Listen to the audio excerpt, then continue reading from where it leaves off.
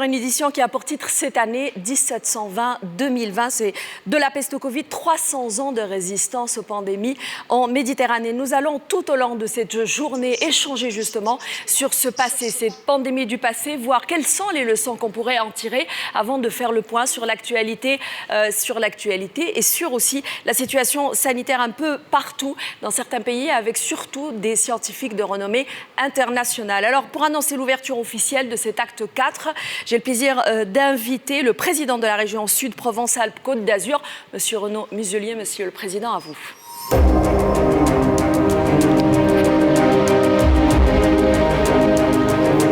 Bonjour.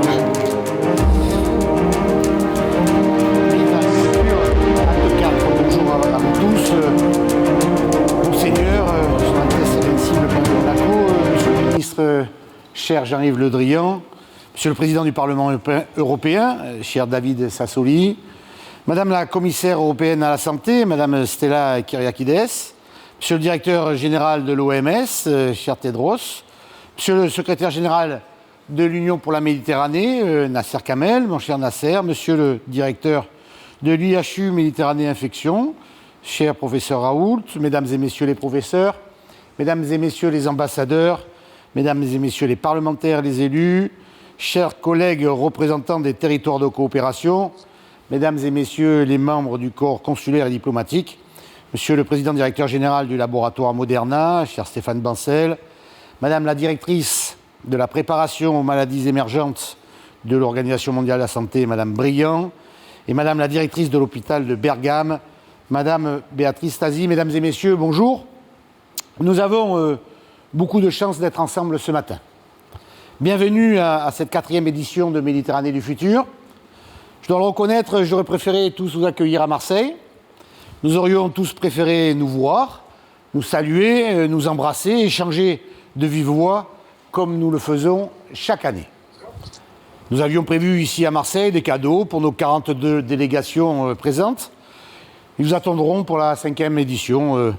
Et pour les 15 000 personnes connectées en direct ce matin, écoutez, c'est juste le plaisir de vous dire bonjour et merci pour votre connexion.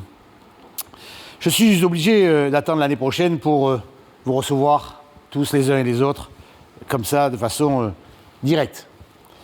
Mais je tiens à le répéter, nous avons beaucoup de chance de nous retrouver ce matin, même si c'est à bonne distance, chacun devant sa caméra, devant sa tablette, même si c'est au moins avec moins de chaleur que les autres années, même sans ce complément d'âme si important pour nous, les Méditerranéens. Nous avons beaucoup de chance car nous avons pu maintenir ce grand rendez-vous grâce à ce format 100% digital. C'est l'un des seuls à ne pas avoir été reporté. En pleine crise sanitaire mondiale, c'est la preuve que nos liens sont solides. La Méditerranée a besoin de phares de dialogue qui ne s'éteignent jamais. La Méditerranée a besoin de cette solidarité constante entre ces territoires.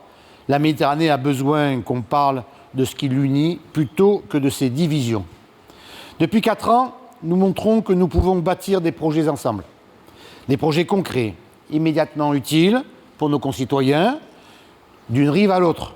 Ils permettent de protéger notre environnement, de soutenir notre jeunesse, d'accompagner l'innovation ou tout simplement d'investir dans l'avenir. Mais ce projet est aussi un projet politique et diplomatique. Celui de région, de wilaya, d'union de municipalités, unis pour porter la voix des territoires au plus près des peuples, en complémentarité des diplomaties nationales. Les défis communs, même les plus grands, nous rassemblent. Aujourd'hui, nous montrons que même cette pandémie peut nous unir. Cette pandémie a changé le visage de la Méditerranée. Partout autour du bassin, sur toutes les rives, la Covid-19 n'a épargné aucun de nos pays, aucun de nos territoires. Cette pandémie a mis à jour des mots totalement inconnus, mais aussi des mots qu'on pensait réservés à des temps révolus ou des situations exceptionnelles. Couvre-feu, confinement, taux d'incidence, taux de positivité, incidence de reproduction, cluster, masques chirurgicaux, FFP2, antigéniques, sérologiques, PCR. FFP2, PCR. These are part of our daily vocabulary now. And they were words we weren't familiar with just 1 year ago. And so this has a tremendous impact.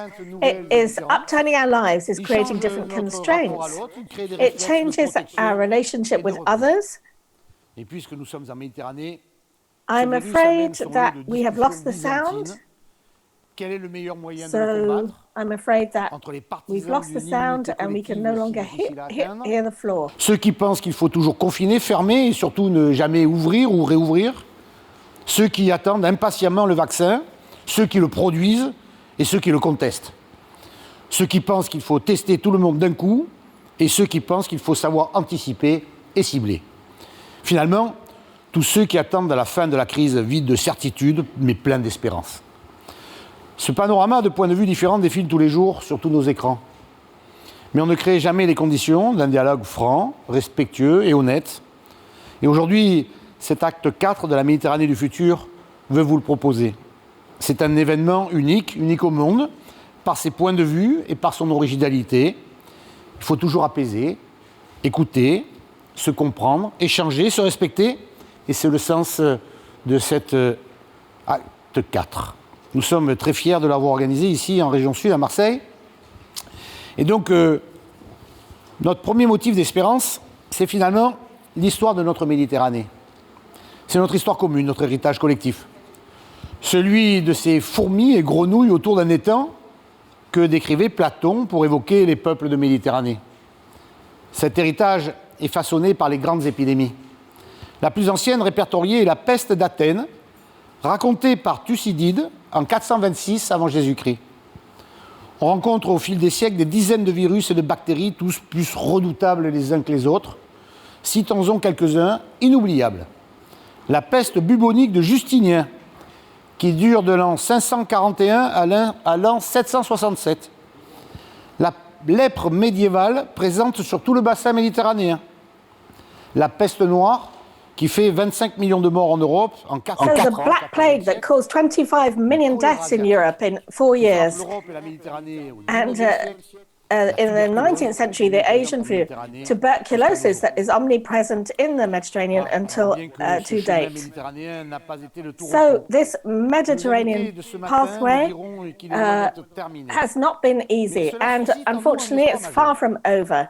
But it gives us great hope. Faced with disease, the Mediterranean, the theatre is the theatre of resistance. 3,000 years of the combat of mankind against all pandemics in the cradle of humanity, where the concept was Greek, law Roman, manifestance Byzantine, Italian, and Catalan rebellion, French freedom, and Egyptian eternity, a theatre of 300 years of resistance against the plagues and pandemics, where disease has always been present despite technical progress, a theatre where the reaction to COVID-19 has been very different, but where determination is collective. This is where our hope resides. The people of the Mediterranean have always come back from the diseases that have hit them. So what sheds light on this history are here with us today among our guests. Marie Youssef, and the CNRS, Michel Signy, who is a specialist of the plague, Ida Bitam, head of the program of tropical and vectorial diseases and professor in the university. And thank you for being here with us. But the past is not sufficient. We also have hope in the future. We have all entered a tunnel since last spring. Everybody's trying to make progress and saying that they're heading in the right direction towards the exit. We have to switch the light on at the end of the tunnel in order to give us hope for the future. We need a new breath of life, hope, and a vision for the future. And throughout the Mediterranean and the world, we're waiting for the calendar that will give us, allow us to return back to our normal life. Yesterday, I was, as every year, we're talking about our projects and our outlooks. Throughout the Mediterranean, the territories play a role in crisis management. Throughout territories are supplying masks, tests in order to deal with the pandemic. Everywhere, the local aspect has become vital because in direct contact with citizens from Alexandria to Tangiers, Tunis to elsewhere, all of our Mediterranean countries. I present my strategy of the South region. 2 waves of the pandemic led to 2 lockdowns. To avoid a third one, we're going to take our destiny in hand. With the right tools, we can switch on this light at the end of the tunnel. The first tool is the analysis of wastewater, which gives us a week's head start on the virus. It allows us to know where the next clusters will appear.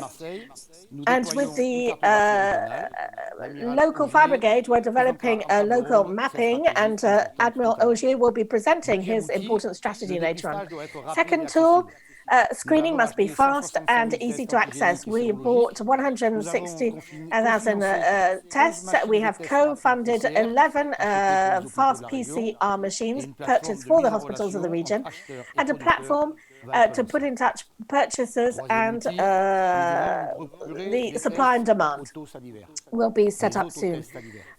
Thirdly, we're delivering salivary tests that can be done on your own. It will allow us to deal with the period whilst we're waiting for the vaccination.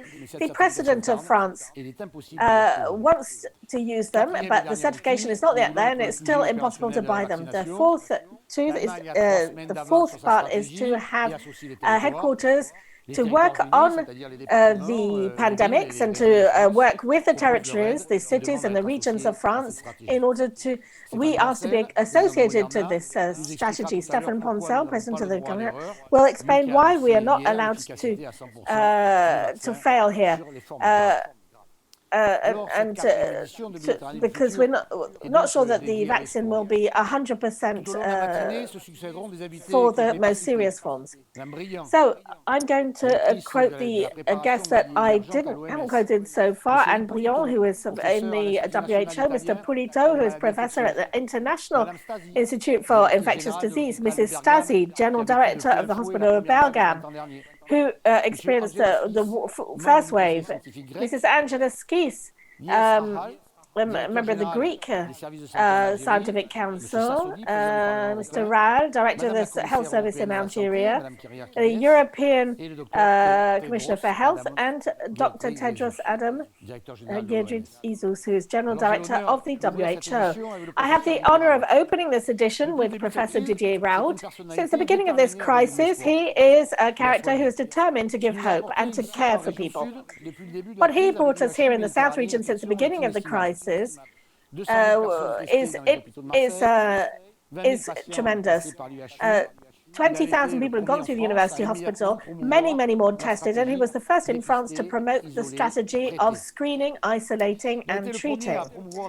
He was the first to recommend massive screening for asymptomatic people, as from last February. He's one of the greatest microbiologists in the world. He studied here in Marseille, but he made the population of the South region one of the most tested populations in the first wave. He's a researcher amongst the most quoted in the world for the past decades, and Professor Raoult is one of the greatest French scientists, quite simply. With the University Hospital in the Mediterranean, the infection unit, through his determination and talent, he's built one of the most greatest research centers of infectious disease. I'm very hoping to open this fourth edition beside him. Finally, I would like to pay homage to 2 particular guests. I would like to greet His Serene Altesse, the Prince of Monaco, and we were present in the first edition of the Mediterranean for the Future in 2017, dedicated to fight against global warming. And then in the 2 following ones, dedicated to youth and investment in the Mediterranean. You're with us today to participate, and we're very grateful for this, Serene Highness. And so we're grateful also for your action against the disease. Now it's time to open this 4th edition. It will allow all of you to follow the proceedings wherever you are in the world and around the Mediterranean basin, of course.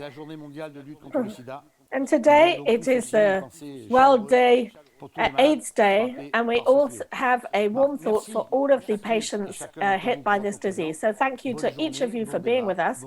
Have a good day of proceedings and long life to all. Thank you, President. I would like to immediately invite Professor Didier Raoult, Director of the Hospital University Institute of the Mediterranean in the Infection and Infectious Disease Department. Thank you, everybody. I'm not a politician, so don't expect me to be political correct, because you would be sorely disappointed. Marseille is in a particular situation, which means that its level of preparation was far greater than that of all other French cities, and no doubt most cities in the West, because Marseille is at the crossroads of the South and the East, at the crossroads of epidemics since the very beginning of mankind. So most of the epidemics that came north to Europe went through Marseille and Genoa. So it's Marseille, Genoa, and Venice that invented the lazaret, which were people in which we placed infected patients and that participated in inventing quarantine. Quarantine is a myth, actually, like the 14 days, and the 14 days derived from the myth of quarantine. It doesn't make sense, no biological sense, but we know that it can happen. And in mankind, throughout our history, two things have significantly disrupted society: wars and pandemics. Pandemics have really upturned society. Sometimes in a rather strange manner. It's rather strangely in a positive manner, and there are some historians who have worked on this topic. For example, there probably wouldn't have been the Renaissance if there hadn't been the plague in the Middle Ages that released considerable amount of space and brought about the dynamics of replacement that allowed the expansion of Europe at that time. So certain things, historical facts are complex, and the lessons that we draw in the media and what happens later is different. So the lessons that I learned from this epidemic, first of all, 20 years ago, or actually 17 years ago, for the Ministry of Health and Research at the time, I wrote 420 pages, and I write alone. I don't get somebody else to write it for me. So it took me a lot of time.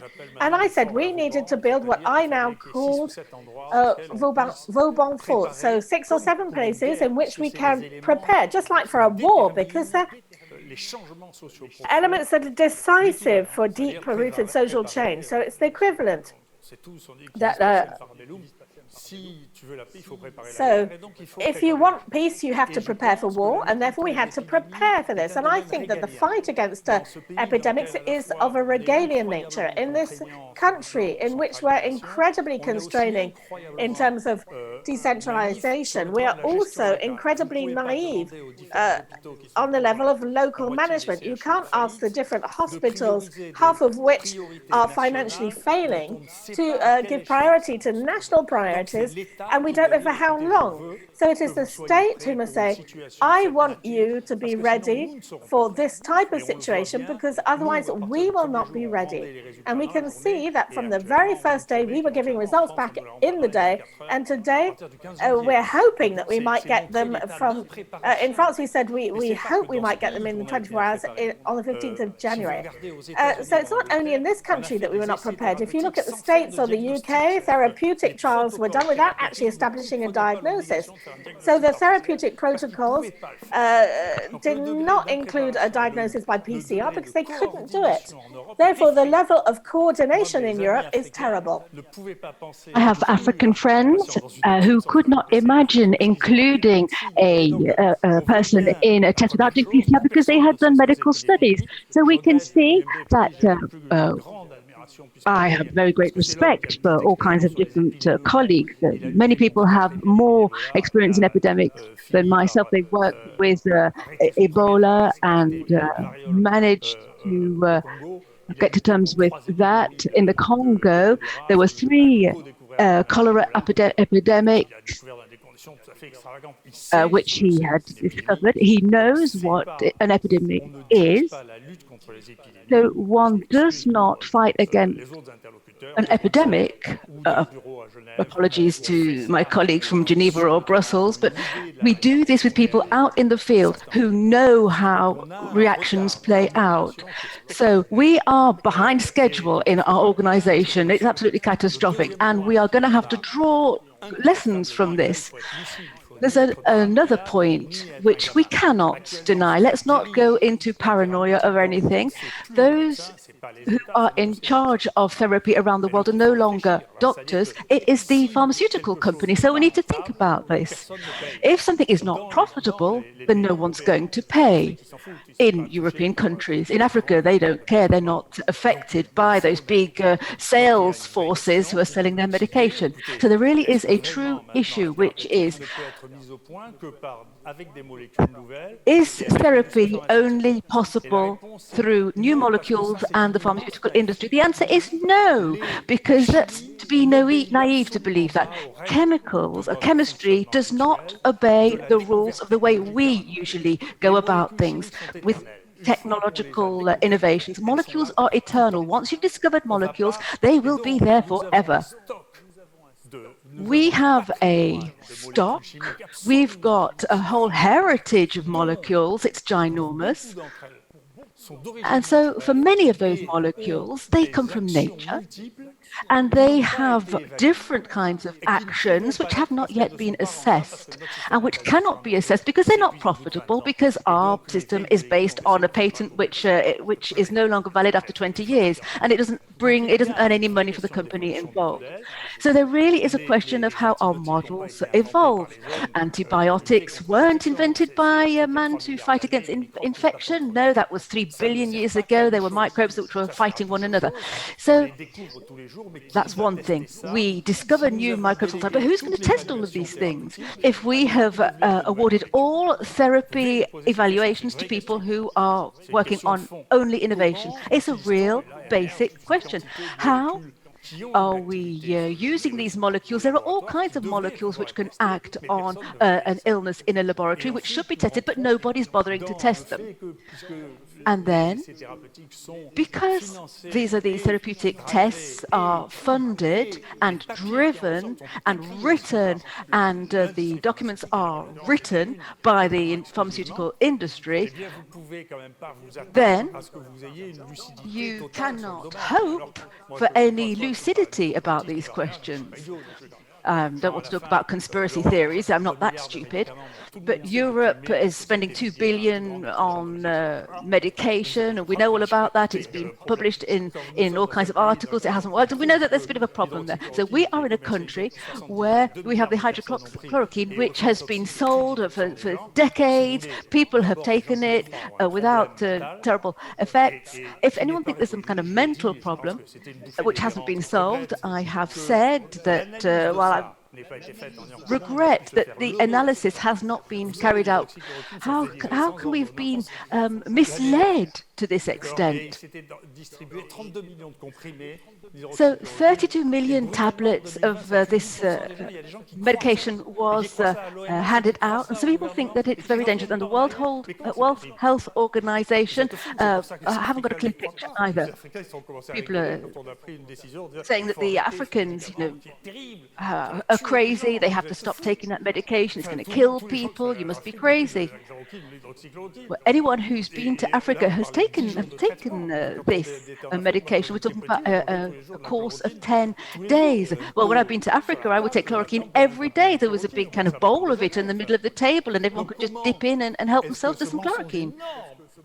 So this is a huge lie. How did it manage to get through? And in this situation, such tension, a lack of control, a lack of thinking about information, we are facing a question of credibility, because the papers all around the world have been published, have to be withdrawn immediately afterwards. The Lancet published an article which it withdrew shamefully, saying that no, they got it. This article is wrong. The New England organization is now an advertising medium for those people who are trying to sell medication. So this crisis of credibility in our world, well, how are we going to get out of this? The lesson of what we're going through now is that, unlike during war, we haven't got generals, we haven't got organizations in different places where knowledge is concentrated. We've mentioned Germany. There are two places, Hamburg and Berlin, where the first tests came from. There's a structure, there's organization. It's a good reference frame. However, that no longer exists. The Pasteur Institute is no longer to be counted on in this particular situation because it does different things now. In France, we need to have a reference frame, but that reference frame is a decision-making center. So just take a look on internet. We can all identify who does what and who's who. So we have several problems that are coming to light. Firstly, epidemics will always exist. They go hand in hand with life. They multiply, and there will be new ones. We managed to come through two massive epidemics in the 20th century, hepatitis C and AIDS. I'm not talking about those that are continuing to kill, such as tuberculosis. But we will have new epidemics in the 20th century, further ones, and we see that some of this overreaction to COVID illustrates what we need to take away from this. We need to be clear-minded, and we need to realize that we are not ready either intellectually or technically. And we will have to think about this. Let me give you another political example. It's great that everyone plays their role. I'm not a decision maker. I wouldn't be able to control my mouth. The story, rather history and knowledge should help us to take decisions. Let me give you another example. When we were in the throes of the epidemic in March and April, we closed our borders. I don't really know what the point was of closing your border, because people in other countries weren't going to bring us any more epidemic than we already had. So we were saying, don't send your people to us, but that wasn't the case. Our patients went off to Africa. We sent the virus to other countries, to the Senegal, for example. That's a country I know well. The French people took the illness to Senegal. And there are people who are tested arriving at the airport, and the French were bringing that virus to Senegal. And in May, we had no more cases. So what did we do? Logically, we opened our borders to countries who were in the throes of the epidemic. And so we had a second wave. So you can take a look at what happened in China, Taiwan, and there hasn't been that second wave. We've got a second epidemic because we opened our borders when there was no epidemic with us. And of course, it washed in again. And the illness came to Marseille on the boats once again. That's the way it always started. And then June, July, that's what happened. We saw it was a new epidemic, because although people need some time to understand because they don't have the data at their disposal, and when you don't have the data, it's easy to say that those people who do have the data are wrong, but there's a new genotype which came from Africa. That's what was being said. So this is a model which we're familiar with in Marseille. When we invented quarantine on the island of Friol, people were coming by boat from epidemic zones, and we wouldn't let them come on land immediately. They would have to stay out on the island for a short while. So all of this goes to say that history can tell us the difference between the Nazareth and quarantine. So people who we suspect are ill, but we're not sure about it, they can be isolated. So the data leaves a trace, which we still have today. So I think there are several lessons to be learned. Molecules have been identified by man, lactinine, oxychloroquine, they modify, they evolve, they change. An extract from quinine as a plant extract, which was found by the Chinese when Mao Zedong was in power. So all that we use today to care people is not from high tech. Let's not try and push that line.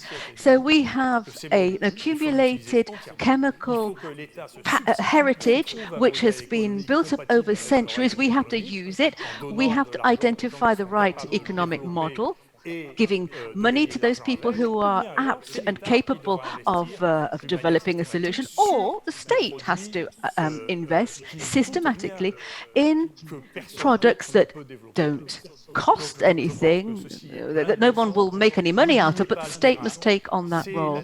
Let's not forget the field, a practical description by people observing people who are changing the nature of things. If we, in France, for example, in France, we haven't been observing people.